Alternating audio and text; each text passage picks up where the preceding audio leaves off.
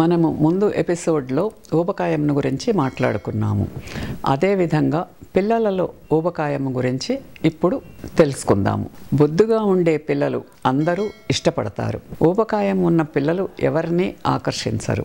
ఈ పిల్లలలో కొందరు స్వతహాగా చాలా సున్నితంగా ఉంటారు మరియు వారి స్కూల్ మేట్స్ మరియు ప్లేమేట్ల నుండి అలాంటి చికిత్స వారిని మానసికంగా కలవరపెడుతుంది. ఇది వారి అన్ని కార్యకలాపాలపై వారి మొత్తం ఆసక్తిని ప్రభావితం చేస్తుంది. చాలాసార్లు వారు తమలో తాము విరమించుకుంటారు లేదా ఆటల పట్ల అయిష్టతను పెంపొందించుకుంటూ ఎక్కువ సమయం ఒంటరిగా గడపటం, తినడం లేదా తింటూ ఉండడం వారి ఏకైక మార్గంగా అనుకుంటారు. కొంతమంది మానసిక వికలాంగ పిల్లలు డౌన్ సిండ్రోమ్లో లాగా ఊబకాయంతో ఉన్నారు. ఈ పిల్లలు పుట్టినప్పుడు సాధారణ బరువు కలిగి ఉన్నప్పటికీ వారు పెరిగే కొద్దీ ఊబకాయానికి గురవుతారు. తప్పుడు ఆహారపు అలవాట్లు మరియు వ్యాయామం లేకపోవడం.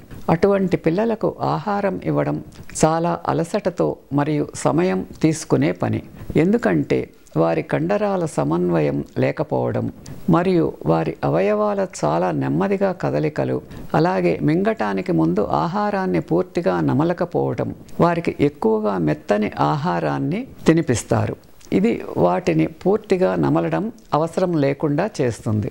ఎందుకంటే వారి కండరాలు మరియు కీళ్ళు నెమ్మదిగా కదలికలు ఉంటాయి. వ్యాయామం కూడా వారికి నిరాకరించబడింది. ఊబకాయం ఒక అడ్డంకి.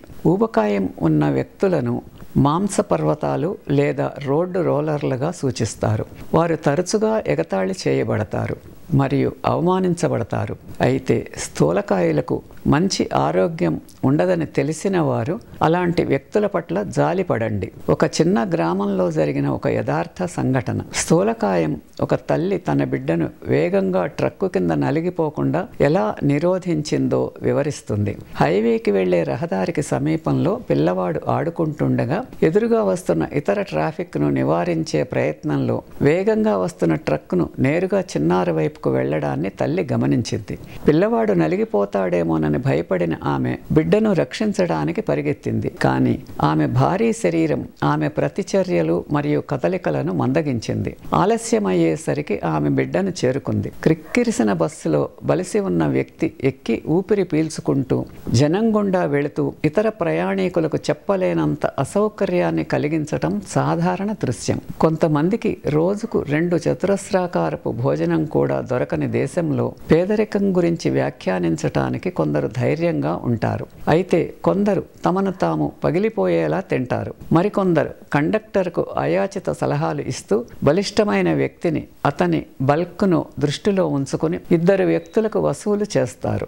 ఇవన్నీ స్థూలకాయం వల్ల వచ్చే ఇబ్బందులు. ఇది కొంచెం గమనించుకొని ఆ స్థూలకాయాన్ని తగ్గించుకోవడానికి ప్రయత్నించాలి. స్థూలకాయం గురించి మరి ఒక ఎపిసోడ్తో మళ్ళీ కలుద్దాము. ఈ వీడియో మీకు నచ్చితే లైక్ చేసి, షేర్ చేసి, సబ్స్క్రైబ్ చేయండి. Please subscribe my channel.